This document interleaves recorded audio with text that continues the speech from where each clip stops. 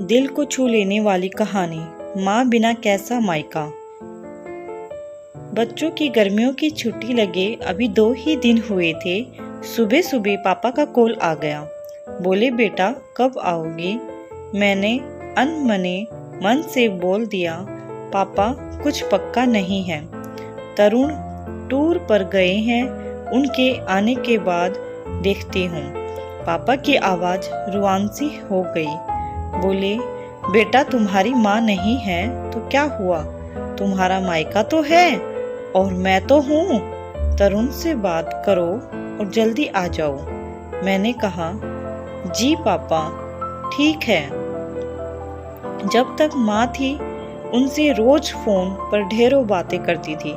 साल में एक बार गर्मी की छुट्टियों में मैं पूरे दिन 10 दिन के लिए मायके जाती थी। वो सुख किसी जन्नत से कम नहीं होता था। बच्चों से ज्यादा मुझे गर्मियों की छुट्टियों का इंतजार रहता था, पर जब से माँ गई मेरा मायके जाने का मन ही नहीं करता। ऐसा लगता है जैसे मेरा मायका ही खत्म हो गया। एक सूनापन, एक खालीपन सब मेरी जिंदगी में भर गया था।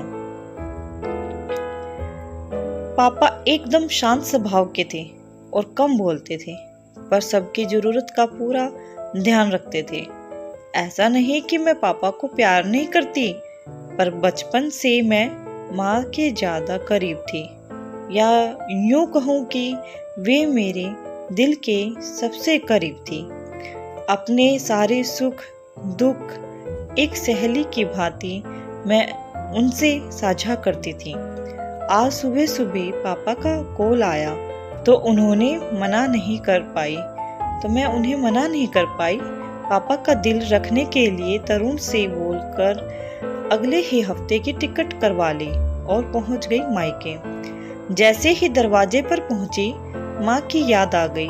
ऐसा लगा जैसे वो अभी बाहर निकल कर मुझे गले लगा लेगी। सोच के आंखें भर आई, किंतु आज माँ की जगह बाहें फैलाए मेरे पापा इंतजार कर रहे थे। सालों बाद पापा को गले लगा के खूब रोई।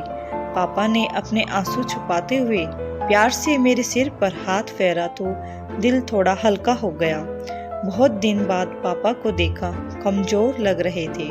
वैसे तो भाई भाभी और पापा सभी मेरा बहुत ध्यान रख रहे थे। बच्चे तो अपने अपने खेल और मस्ती में व्यस्त हो गए थे, पर ना जाने क्यों मेरी नजरें हर पल जैसे माँ को ही ढूंढती थी। आज भी पापा पहले की तरह रोज खाने के बाद मेरी पसंदीदा मटका कुल्फी लाना नहीं भूलते थे। भाई भी बच्चों को कभी पार्क, कभी चिड़ियाघर तो कभी बाजार घुमाने ले जाता था। भाभी भी रोज मुझसे पूछकर मेरी पसंद का खाना बनाती। सब कुछ पहले की तरह ही था, बस माँ नहीं थी। इस बार मायके में मेरा दिल नहीं लग रहा था। माँ की कमी मुझे बहुत खल रही थी। तरुण को कॉल करके मैंने 2 दिन बाद का टिकट करवा लिया। सबने मुझे रोकने की बहुत कोशिश की, पर मैं नहीं मानी। देखते ही देखते मेरे जाने का समय आ गया। आज शाम की ट्रेन से मेरी घर वापसी थी। मैंने सामान पैक करके रख लिया था, बस पापा का इंतजार कर रही थी। पापा ना जाने सुबह से बिना बताए कहाँ चले गई थी। उनका मोबाइल भी नहीं लग रहा था। मन घबरा रहा था। बिना बताए आखिर गए कहाँ? इधर मेरी ट्रेन का समय भी होता जा रहा था। समझ नहीं आ रहा था क्या करूं। तभी पापा का कॉल आया।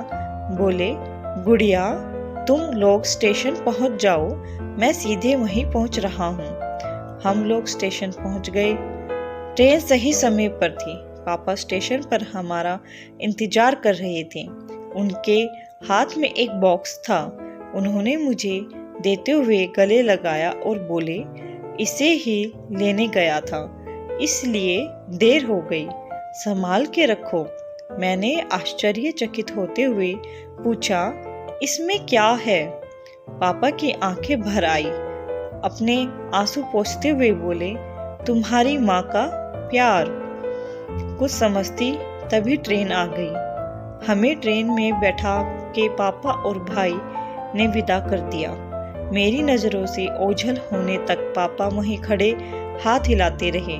मैं भी एकटक न जाने कब तक बाहर खिड़की से उन लोगों को निहारती रही।